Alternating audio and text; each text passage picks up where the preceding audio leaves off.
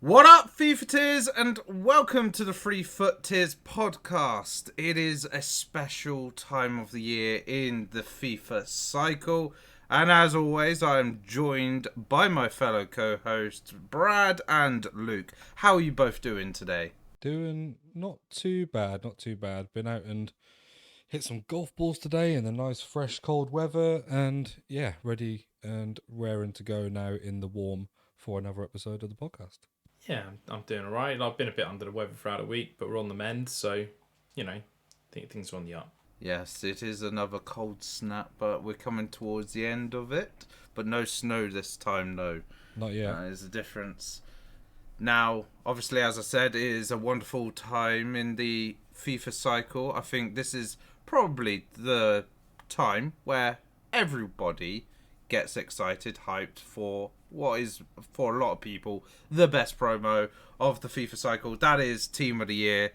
It has begun. It started last Friday with the release of the attackers. EA have released who the full 11 is, so we can reveal that. But we'll talk about it in stages. So as I said, the attackers, which was Messi, Benzema, and Mbappe. No surprises there, I would say. Do you agree? No, not really. Like I anticipated that would be the case, but I just fancied, I fancied Haaland more, but not based on the community. I knew the community would probably go Mbappe. So, but and then I definitely think Haaland will get 12th man, but I'm sure we'll talk about that soon. Yeah, it's pretty standard picks. I'm not shocked at who got it. I wouldn't disagree with it. It's it's fairly straightforward. It was. Obviously, I haven't really been lucky to pack any yet, but then again, not really opened up packs yet. I haven't seen anybody that I know pack any directly either. Do you guys happen to know anybody who's packed a Team of the Year yet? I've not seen anyone. I mean, obviously not who I know personally, but I've seen only in like a video someone pack one of the Team of the Year icons, which seemed to be easier to pack than the attackers or midfielders that were on now. I mean, this is the thing. I suppose there's more of the Team of the Year icons, so probability does favour them, I suppose. But yeah, I've seen them packed, but no, not a lot of Team of the Years at all. Luke, have you seen anybody? I've seen Vernon's packed, I think, one. I think he packed one first day. Did he? I've heard a few people in chat. Yeah, Vernon packed one like within the first hour, I think. Benzema, wasn't it? Believe so. Nice. Yeah. So yeah, I've seen a few. Seen a few people in chat saying that, but it's people on Twitch. They could just be going, "Oh yeah, I packed this." Oh yeah, no, of course. Yeah, exactly. Yeah, always. Unless there's physical proof, which doesn't look doctored. I've seen two doctored images. One of I include Vernon. His wasn't doctored. He just put his thumb over a loan. But yeah, I called him out on it, and he said that it's in 2Sync do that. And then I saw another creator do a thumbnail where they packed 3, like it was Hullet. Yeah, no, the one with 3 was literally, I think, Capcom Tom's editor. So you expect it was Castaway. You expect that. Yeah, it was. It was Castaway. And yeah, I saw that and thought, oh, okay, here we go. Like people are already like getting the bait out, trying to bait people, but it works, you know. They get reactions and stuff. That's all they want. So it's all about the clickbaiting for the views. Yeah. Moving over though to the midfielders, and there is a surprise inclusion, I feel, anyway, with the midfielders. So the 3 that won the vote in the end, I say won the vote because I feel like it is a little bit rigged. Modric, Kevin De Bruyne, and the surprise addition of Bellingham, which I think I didn't even see coming. I did really thought Bundesliga wasn't going to get any representation in this Team of the Year. Okay. So I wonder if it's just a case of he's in there so that the Bundesliga had one. Perhaps. Potentially. I mean, it gives them a reason to push out Bundesliga upgrade packs now. So maybe that's where their head was at. Yeah, I think for me with him, it was more like maybe people were just because people were such fans of how he was in the World Cup. Maybe people might have jumped on that because obviously he not only did he make his kind of first proper appearances in the sense that he was starting, whereas usually he'd been, I wouldn't say out of favour, but he weren't getting the game time that he should. But also he is still really young. We have to bear in mind. But I kind of wasn't shocked in that sense, like the popularity vote. But it wasn't in my vote for Team of the Year in terms of players. In point of fact, only one of the three midfielders was, to be fair. Yeah, I sort of saw the Modric, Kevin De Bruyne come in, but I thought personally it was going to be Valverde or Casemiro instead of that Bellingham, but obviously that didn't pan out. Luke, what do you think of the three? Yeah, I thought that I was more of sort of Casemiro getting in. He always seems to be, in my opinion, underappreciated player when he was at Madrid, and he's getting a lot of plaudits now he's at United. So, I thought the United fans might get behind it. But Bellingham's good. He's up there, but I don't know whether I'd have put him in the top three. It feels like it would have been either the man who got an assist in the Champions League final or the man who bossed the midfield in the Champions League final. But, it is what it is. I'll be happy to pack him either way.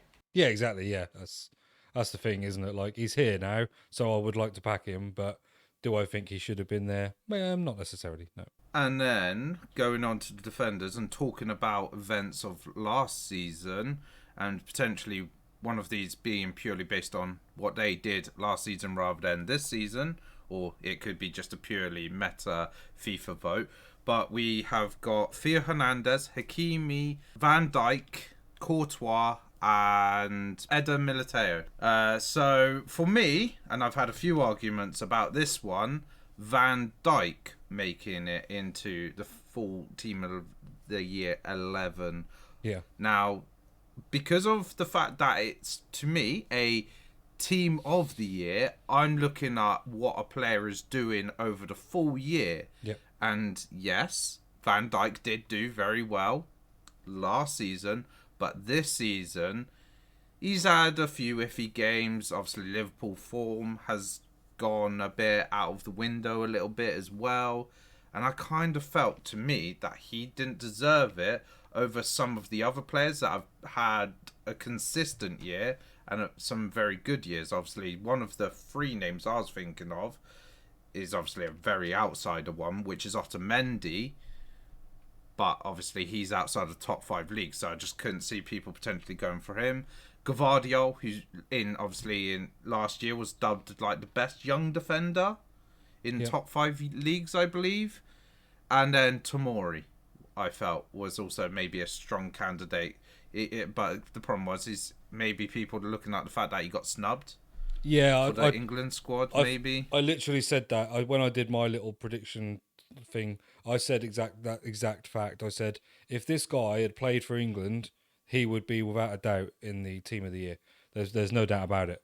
But yeah, unfortunately, I don't know why he's now this is going to be weird to say this because actually he had a good World Cup and he does perform in an England shirt, I suppose. But when he's not in the starting lineup, and Maguire is, based on the form and season that Maguire was having at the time, that's concerning. But yeah, I always thought he was in a shoe-in for me. Luke, your thoughts on the defenders? Do you think maybe Van Dijk should have been in there, or do you think he's justified? I mean, it's more on name value than anything. It's a name value pick. It's nothing more. Years gone by, you go, oh yeah, Van Dijk's always in. Yeah, he's always consistent, but he's had a couple of, as you said, iffy games. Does not look the same. He's not been the same Van Dijk pre-injury from the Pickford thing. He was still very good. He still is a very good defender. I'm not gonna say he's not. I'm not gonna say he's El Bozo, fell off, whatever. But he's not the same player he was. No, and I also think some of his aura. I think it's something to do with his aura is just not there anymore. I also think as well that has actually had a massive effect on Liverpool as a team.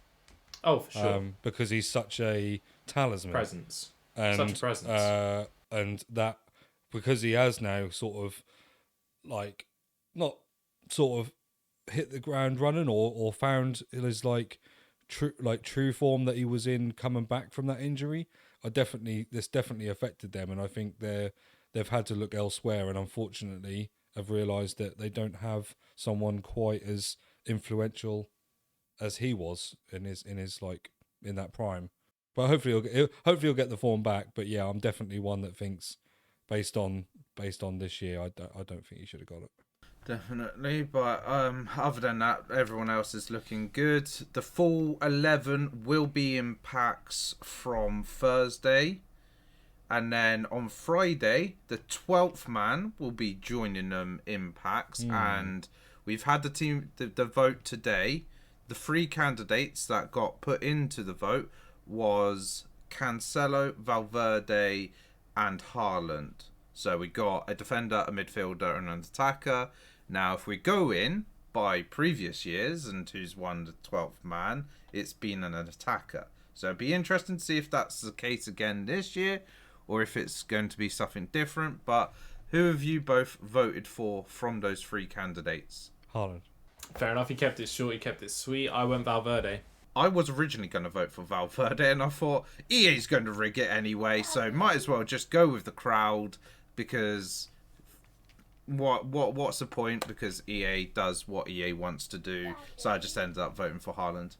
It's true. I just think that I know like this last hat trick was this year, not last year, but I just think like his start there at Man City, like even if it weren't for the fact that he was still pretty influential at the like for Dortmund, like his start in Man City and the records he is already set to break is enough to get it for me over the other 2.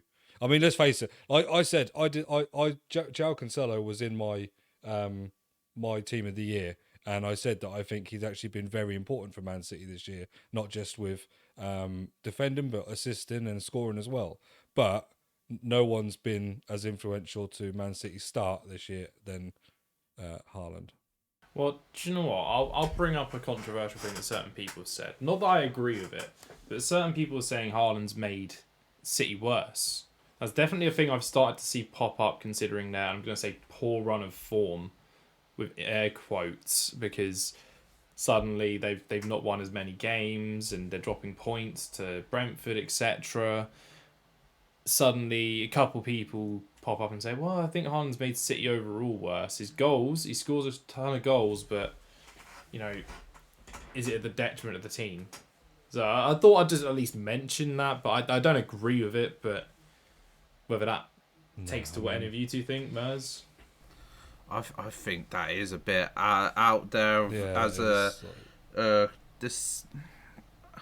a thought process, but I can see their argument. I can see the argument for it being something about fluidity and all that stuff. Now they've got the focal point, but they're not as fluid. But that's literally it. And how much does fluidity matter to them? Take all them goals and that away.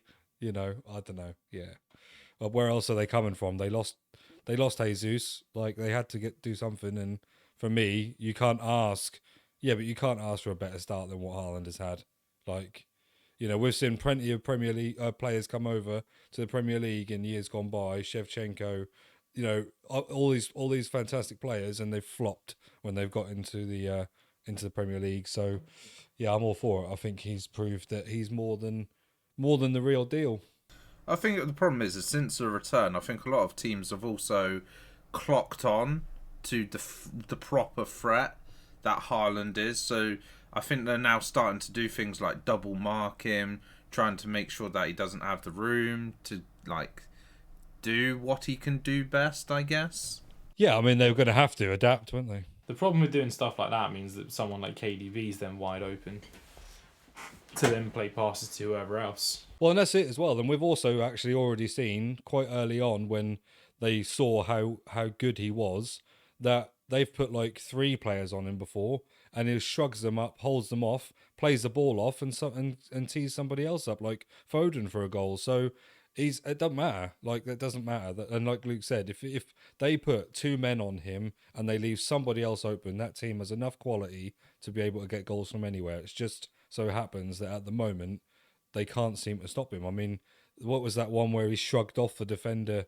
Oh, he was played through on goal, and literally the defender was all over him, and he was just like shrugging him off, striding away, and just proved that it's more than just his ability. He's got strength. He's got everything, really. Roman, a listener of the podcast, he's a Man City fan, and one of his reasons that he says to Man City and some of the bad results that they've had is the fact that by getting rid of Sterling and Jesus and not necessarily properly replacing those two with almost, I guess, like for like players in terms of like pace to get in behind and maybe also give that supply to Haaland, other than it just purely mainly coming from Kevin De Bruyne at the moment. So maybe that could also be a reason to Man City's poor start or poor first half of the season.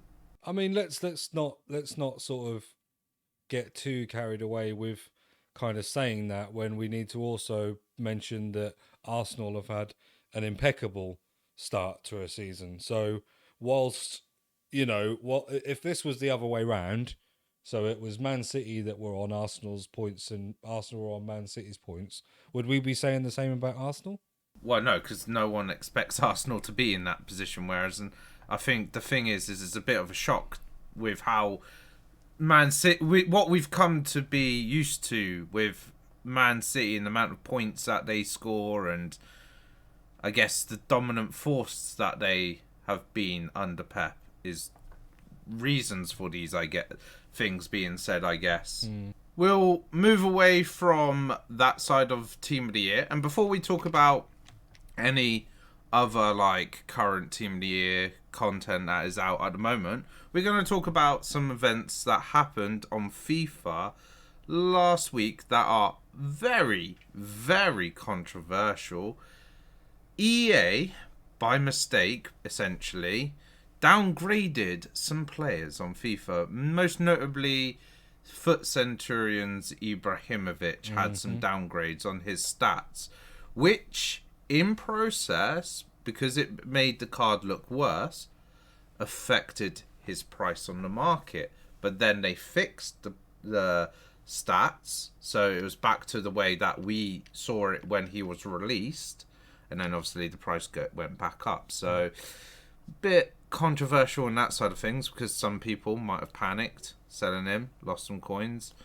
And then other people have obviously profited off of it, probably seeing it that it was going to end up being a mistake and probably rectified. But what do you think of this fact that EA downgraded some players? And could it bode a situation in the future where just out of the blue they just go, oh, we've made a mistake actually, these aren't the right stats of a player, this is what we actually meant, and then suddenly you have a 2 million coin player who suddenly could potentially become worth 250k or something like that from that sort of decision being made by EA?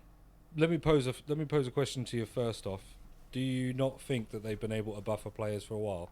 In what regards? As in, just mysteriously in the middle of a game? What No, as in decrease the performance of a card. Oh, you mean nerf, not buff? Yeah, nerf it. Okay. Yeah. Yeah, I mean, yeah, they can clearly nerf a card, yeah. Obviously, because they can boost cards. So this didn't surprise me. What surprised me was that how blatantly obvious it was, and actually it was more the fact of how detrimental it ended up being on the market. I couldn't believe this card was 3 million coins, right? And when I first saw the tweet about it, it went down to 2.7. Then later on that day, I saw it go down to 2.2. And I was working out with someone that 800,000 coins was 60 quid if you were to go and buy it on any of the coin sites. And like you say, they then changed it, so it then obviously went back up in price.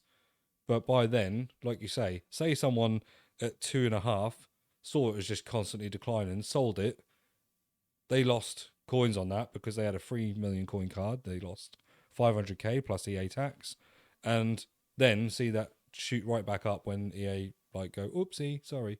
That to me, I can't see how they get away with that. It's actually to me that's it's fraudulent. It is fraud. So yeah, it's unreal. I think that's just up there with one of their worst mess ups.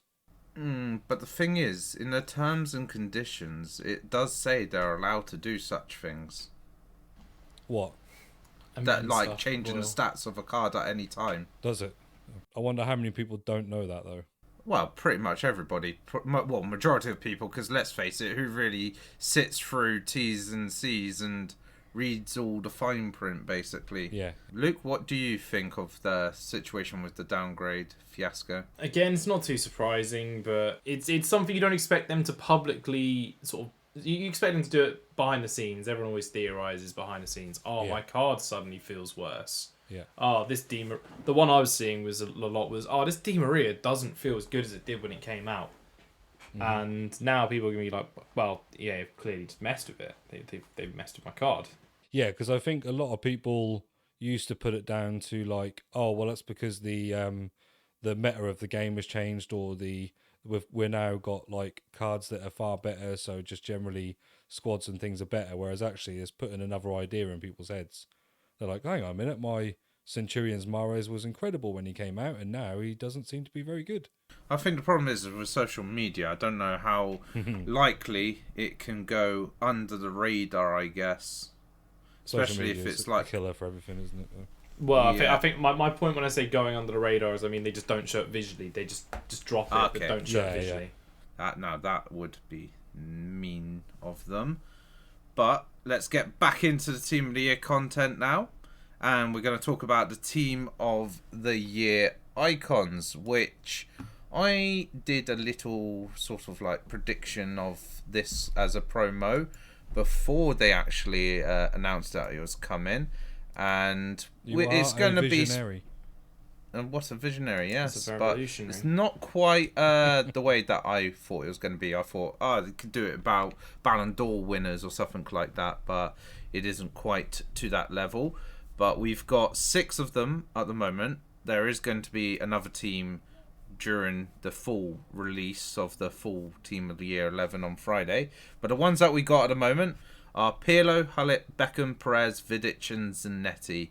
And pretty much, I believe, all of them might even have upgrades to the card. So, like, for instance, the one that I've been able to use, Robert Perez, has been upgraded to a 5-star skill moves. Yes. So, pretty meta for a lot of people. Not a lot of people like their 5-star skill moves. Also can play centrally in the squad building side of things with a position change modifier. And also, he's had quite a bit of a boost to his agility and balance. I think it's mainly on his balance side of things, actually, rather than necessarily his agility. But it's made him a lot better and more usable and more relevant than he has been in any previous FIFA. Because I know some people might be like, I don't mind using, like I say, a Prime Icon Moments, Perez or something like that in a previous FIFA. But then, like, as time goes on, they don't like it because it just falls off that sort of like power curve. Yeah. But this one looks quite good and can stay on the power curve maybe for a bit longer. And also it's got a change to work rates as well, because he used to be medium, now he's high medium. Yeah. Do you like the look of these icons? I mean, the card. Let's say one thing, right, that we can say about EA, and I've said it before. Card designs absolutely smash it. Like, the card designs on all of these are brilliant, and I love the look of the Team of the Year icon card. But even more so, a player that basically was unusable. Because let's face it, Pires was always unusable fodder. You would stick him in only if you couldn't afford any one French icon that was better. And now he's got not just a usable card, but arguably he's sort of now one of the better icon cards. I mean, he's he's second from bottom in terms of price amongst this 6, but in comparison to like all the icons, he's gonna be probably middle of the road, I would say, or just above middle of the road. Luke, what's your thoughts on D6 in particular? Well, there's some of the cards that I would like to try. Like I always say that, if only Beckham had 4-star, 4-star. They gave him 4-star, 4-star. Wasn't expecting to see his 2.8 mil. But, we move. Yeah. That's a a bit of a reach. Obviously, I'm sure people were loving the card from to stay at that price. But someone like Pirlo, who's a 5-star, 4-star, which I think he naturally is, so they didn't actually upgrade him on anything. He's naturally 5-star, 4-star, but he looks a lot more well-rounded. He's now mid-70s on defending and got a +8 physical, so that card looks very nice. 730k, bit steep, but people do like Pirlo, and 5-star skills always sells explosive as well. I think the thing with the Beckham thing was the massive boost in stats. Yeah, and it's, to be fair, it's people's childhood heroes and stuff like that. That's true. So Yeah, that's true. Somewhat factor in. He's pretty much one of the reasons why I got into like football more seriously than I ever did for that World Cup. I mean, for me, I like the SBC as well. That's something to build to over time. He's normally a card, same reason. I always look at him and go, oh, he's 3-star skills. Oh, that's a bit of a turn off for me. 4-star, 4-star. It's a nice little step to making him someone I'd want to use. Then going away from the icons and into some of the SBC players that we've got coming out. So I think we'll start off with what looks like a cracking bargain of an SBC. End of an era Gareth Bale. Now, former Spurs player, so I think we might as well start off with Luke and his thoughts and feelings on this card. Do you like the look of the first end of an era for FIFA 23? I do like the look of the second end of an era for this FIFA. Ribéry was quite good as well. Ribéry. But this Gareth Bale, one nice little touch I like in here. It's got him as a left back as an alternate position. That little touch to his starting days at Spurs and stuff like that. Mwah, chef's kiss. Yeah. But yeah, this card, 100k I think it is. With the amount of fodder flying around, you're going to complete this card. Just use it off the bench. I liked his previous card to use off the bench, his stories. This 91 pace, you could probably say they could have been a bit more generous with that. It was always rapid. But seeing him with good defending, it's almost a throwback to the old days when you'd see him have about 70 defending on an inform, the 15 sort of days, play him as centre mid. I'm a big fan of it. Seeing it 4-star, 4-star, it's good enough. Cheap. 99 heading accuracy, 99 jumping. I mean, I always love Bale in the air. He'd always be insane in the air. In fact, it'd be defensive and offensive. Beautiful. Yeah, and if you've done any of those MLS cards, now you can get them out of the club and actually maybe get to use them a little bit. I mean, Chiellini for Club Link. Yeah, I don't know if my Dejanek's going to keep up nowadays, but maybe that 94 pace, like Cameroonian left back / centre back. Maybe you can get some run time. Yeah, I mean, I don't think that like people are going to necessarily build around this card in their starting lineup. I think he's definitely going to be a sub for most people, but what a sub and what a price for it. Like 83 and then 85. Come on now. That even as an MLS card, that was a steal in my opinion. Especially as anyway, like most people will have a Donovan or Dempsey if they haven't put them into an SBC from one of these many hero upgrades or packs that contain heroes. So yeah, I just thought fantastic value. A little bit gutted that the isn't a dynamic image and it's not a golf swing on there, but is what it is. Also, we need to point out actually Higuain got an end of era as well. Sorry, I need to point that out as well. That's the third. No, third one, yeah. Well, the thing was, it's like last FIFA. They didn't release the end of the eras until late in the cycle, so it just also feels a bit strange that they've actually reverted back to what they did previously, which was actually release them throughout the FIFA cycle. So that's why I kind of was forgetting about those other two. But moving over to the next one, we've got Flashback Sergio Ramos. Probably no real surprises that he's got an SBC coming out. He's a firm favourite, and obviously the amount of times that he's been in Team of the Year would make sense for him to feature during Team of the Year. Looks like a pretty good card. Just let me have a look how much it's coming in at, because I know that I'll be doing it. It was but about 580k last time I saw it. I thought you'd have already done it. I was expecting you to start going through everything. No, because obviously, well, to be fair, I haven't really got a lot of fodder, and I know I'll easily have the fodder on Friday. So yeah, it's holding back. It's coming up at 650k. Okay. That will easily come down come Friday when everyone probably starts then going crazy with their packs, and fodder will most likely start coming down then. And obviously we have had special packs and stuff like that in store at the moment, which we'll talk about in a bit. But yeah, at the moment, 650k as of the recording on Monday. Do you like the look of this Ramos card? Obviously, with PSG having some players in Team of the Year, I guess if anyone's lucky to pack him. I mean, I like the look of him. I don't like the look of the price. Yeah, I mean, he comes in about the same price as Marquinhos. His what is that? World Cup Phenoms, is that? What's the purple one? No, it's not Phenoms, that's blue. Whichever the purple Marquinhos is, he comes in the same price as that, roughly. I mean, that's the thing is, there's a lot of the SBCs around this time of the year, during Team of the Year, tend to be a little bit more on the pricey side of things, I think, just because EA also want you to get rid of some of the fodder, I guess, that you're packing along the way, so that you don't have much coming out of Team of the Year. Yeah, it's similar to Kimpembe as well, I'll point out. Kimpembe's 478.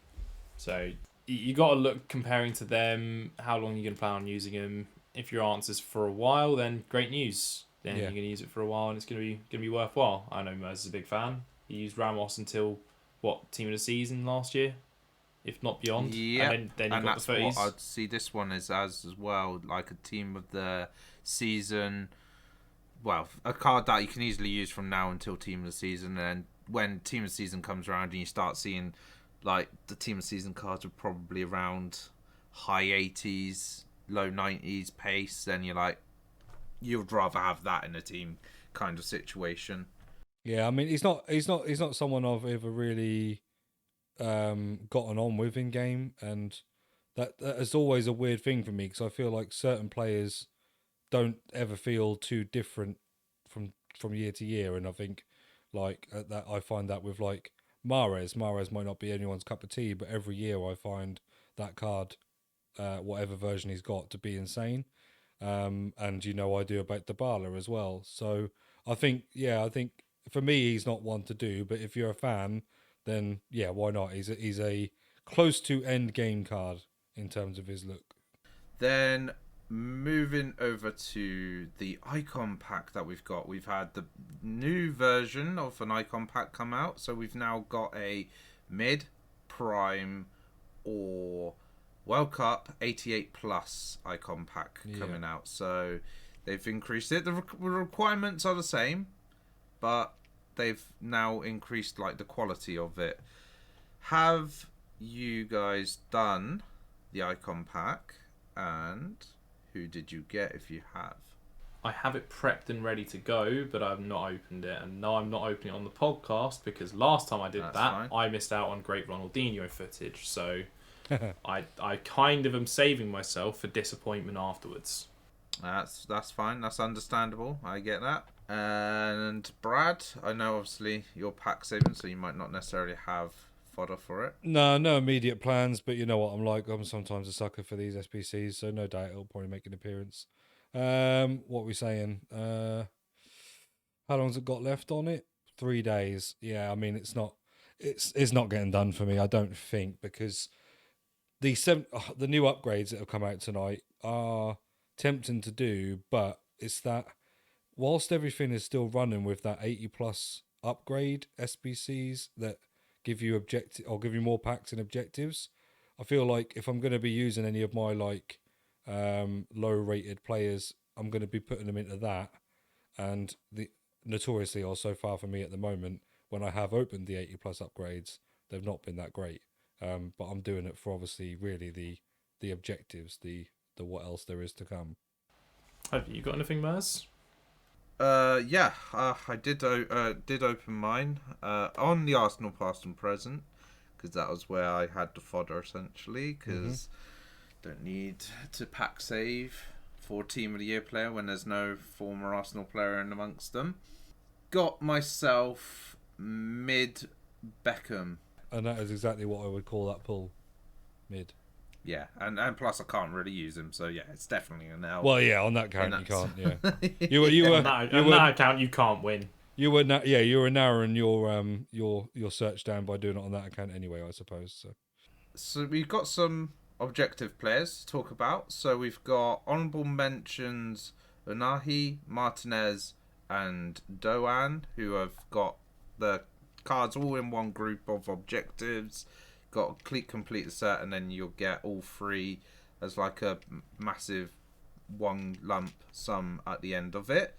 The cards don't look too bad, I guess, but it's interesting the fact that they've released 3 honourable mentions in one set of objectives. Don't think they've ever done that outside of the league players that you get. But what do you make of these 3? I think it probably Luke's the best to sort of speak about this because one, I know he likes doing his objective players, but also for me, time is very limited in my household, so I will do SBCs because they're easy and cheap to do, but anything that takes up time is likely to not get done. So Onuahi doesn't look that special. He's basically a midfielder that doesn't really specialise in anything. He's got good dribbling, all right defending, like it's level with the Pirlo that I was talking about earlier, but nothing else matches that remotely. He's okay.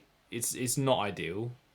Doan, you'd want a little bit more shooting, but you can fix that. You can put a dead eye on him. You can put a finisher on him, and that gives you a good either cam or right winger for the Bundesliga. In which, are there too many of those going about at the moment? Depends who you ask. If you've got that Royce, then you've got literally someone that can play the same positions. But also allows sort of Japan gimmicks. So if you've got a Nakata, maybe that's something you can go down the road of. And Martinez, I've yet to use him in goal. Goalkeepers are literally a toss-up, but if he has good kicking and good weak foot, then I'll be more than happy to give him a chance. With 4-star weak foot and 88 kicking, he could do a job. It just depends how the animations fall. Yes, that's exactly the problem with goalkeepers, isn't it? Mm-hmm. They're like Marmite. Don't know what you're on about. Yeah. Goalkeepers have You're notoriously the biggest been fan of amazing in this goalkeepers, game. aren't you? Oh, incredible in this game. They're Brad's Never- favourite part of it. Never ever Yeah. would you ever catch me saying anything about goalkeepers in FIFA. No, definitely haven't. We almost could never have had an entire segment dedicated to the podcast at times for it. Nah, Never. absolute blasphemy. Would never do it. Then the other SBC that we've had come out is Moments Gundogan. Feels like a bit of I swear I've seen Moments Gundogan as an objective somewhere. Yeah, definitely wasn't this time last year. I can tell you that for sure. It definitely does not scream last year when he gave him an overpriced SBC. Obviously, the card itself, like you were saying about Unahi, balanced, but doesn't necessarily look anything too special. But I feel like that's always the case with objective players, though, isn't it?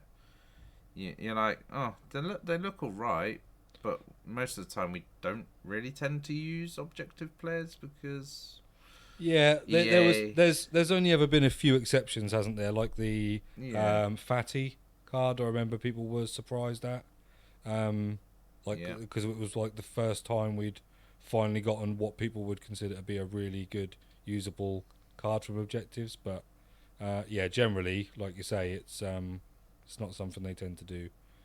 It's more like, for me, I always think like it's actually more like they do it to give people free fodder. wow, that would actually shock me that EA are actually happy to give out free fodder.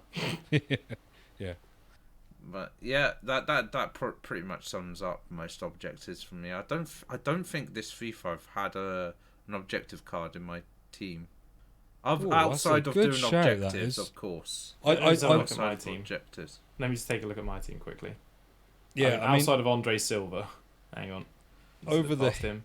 are we talking like over the history? Obviously, at the start, it doesn't count because technically you're trying to build your teams and Yeah, you're going to that's have an them. instantaneous Yeah. upgrade. Yeah. Um, Whereas in like right now, like especially over say maybe the last say 2 months easily, like where your teams tend to be ahead of what the stats of the objective card tends to be. Yeah, no. Like this, like Gundogan, for instance. Like the stats of my midfielders are basically better, or perform well enough that I don't feel like, oh yes, I need to replace them or something like that with someone like Gundogan. No. To show for a sign of how much I'm not playing this FIFA, I'm trying to search for one. Was Simon an objective? No. That's the road to. You're talking about Moses Simon, right? Yeah. No, that was on the market. Yeah, that was. Yeah, that you packed that. So the first ones I found are like Kudos and Almada, outside of Andre Silva. So I think then it's going to be for me, the only one that is there as a super sub at the moment on my bench is Buchanan. Oh yeah, Buchanan's one people liked. Yeah. That's one I can say people definitely liked. I've gone up against him. He's my like, if I'm struggling at the end and I just want someone who feels rapid to like destroy a tired defence, he's my card. But yeah, to be fair, I actually probably bring Moses Simon on before I bring him on, because Moses Simon to me in this game is pretty damn good. Yeah, I'm like scouring pages, like going, who's. I know I've completed every single objective. The main weekly objective player, should I say, rather than necessarily all the squad foundation players. I can't. I mean, Ramsey is maybe tiny bit used on my Arsenal past and present, but that's obviously understandable in that situation. But Toko Kambi, Weah, Jonathan David, Ramsey, none of them have really featured on my main account. Chupo Motin, that was a objective, wasn't it? Yeah, another one that just hasn't featured at all. But we're going to quickly talk about some of the new packs that we've had in store for Team of the Year. So I think we'll talk about the return of the 10 coin pack. It's a bit of a shame that it hasn't been a refreshed pack every single day. Yeah. Like it was the last time it was featured. Then we've had what I think is probably the two best packs out of the ones that I've seen in the store so far. So the New Year special pack, which was a guaranteed FUT hero. Didn't get anyone worthwhile in it. But I also had a guaranteed, I think it was 4 walkouts in it, and similar situation with the Team of the Year Essentials pack as well. So Team of the Year Essentials pack guarantees 4 walkouts, and if there was any pack that I feel like there's a good chance of packing the Team of the Year, it would be something like that, because of the pure fact that it has a multiple amount of guaranteed walkouts within the pack, and up 1,750 FIFA points as well. I feel that's not actually bad value. Yeah, I'd be inclined to agree. Yeah, I mean the hero one for me was not too bad if it weren't for the fact it was a duplicate. I got a Betty Pele, and yeah, unfortunately he's a dupe. Good old dupe theory. Yeah, so he went into an SBC, but other than that, yeah, he was a good compared to what I see. I think I saw more Mascherano's flying around in that pack than I've ever seen. So yeah, I felt like I did pretty well. I mean, I got reunited with someone I got earlier in the year from a controversial pack. So I got my Forlan back. Oh, nice, yeah. From EA's first mistake, was it? Yeah, that was from the EA mistake that cost me, cost me only 25k to make 400. Yeah. Beautiful. Definitely their biggest one of the year. But that was a mistake that, like, benefited was a people, positive though. mistake. Yeah. That's the first time they've done one that's not detrimental to their consumers. I mean, even if you got an L, you got a positive. Yeah, exactly. Yeah, anything was profit, wasn't it? I think the lowest at the time was maybe Campos. like 70k, was it? 60, No, 70K? no, God no. Campos is like 30k, 25. Oh, was he? He's break okay. even. Campos is a break even. Okay. I would know. He was kind of my entire content at the time. And the other thing with that New Year special pack as well was that it had 75 players that were all guaranteed to be 80 or higher as well. Which Was quite a nice one, but I think I got a couple of informs, but obviously no team of the year. Good fodder basically to help with SBCs. Mm-hmm. And then we'll move over to what I would actually consider the scam pack. So Brad last week was or the previous week was talking about the 100 players pack from Centurion's pack being a scam. But this one is a 100 player pack, but all the players inside of it are gold common. Not gold rare, gold common cards. 100k or 500 FIFA points. So EA are trying to prey on those people that might have a bit of an empty club and want to do those league upgrade packs that have come out. Not just them, I think people will, at this point, the same as like we probably are, struggling to complete those 80 plus upgrades to get those really good packs for their chance to get another team of the year. I think they know exactly what they're doing. I completed all 100 without any issues, so... Okay, I mean, that's but normal players normal players of the game, which is what I would consider myself to be. I've only completed 60. I've completed 36. So I've got 64 left. I mean, I've not even been on FIFA much, and I've completed more than that. I've got 60 in the bag, so I've got 40 to go. But for me, like, isn't it just BPM plus silver upgrade equals pack? If I remember rightly. That's how I managed to probably do a good amount of mine. I did the bronze pack because I think at the moment bronze pack method isn't really that much of anything to be made money of. But on that 1 week where it had the Eredivisie players in marquee matchups and they were extinct on the market, so they were selling for 10k. So it was Enum and... I can't remember what the other club was, but they were selling for 10k. So that was actually where I was making money from bronze pack method, and then ended up with like loads of bronze players that I could put into the upgrades and then get the silvers to do said 100 players packs. But yeah, wasn't too bad going. Obviously, talking about the upgrade SBCs, actually, they've also changed them slightly.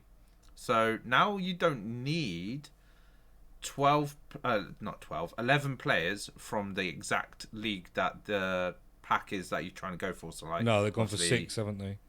No. 6 from a club I saw on one of them. Okay, because the one I opened was just like 11, any 11 gold players, basically. Oh, was right, that the okay. premium one, or was that the normal one? Like, what one did you That open, was the premium one, I believe. Let me just double check. Because it was the one that had like the 12 players from the same club, like the CONMEBOL one that was like killing people. But there's actually it's gone to a 6 from one club. I noticed on the. Oh, you're talking about League SBC? Like, I think. You on about? Oh no, league I'm not upgrades? talking about the league SBCs. I'm talking about the league upgrades. upgrade packs, the upgrade basically. packs. Yeah. So yeah, the 11 rare players that you need for the premium ones, but you don't need like League players for the League pack now. Yeah. I'm with you. Rather than it being a 12 player pack, it's like 25k pack essentially, but obviously league specific. It's now an 8 player pack, but you still get the 3 rares.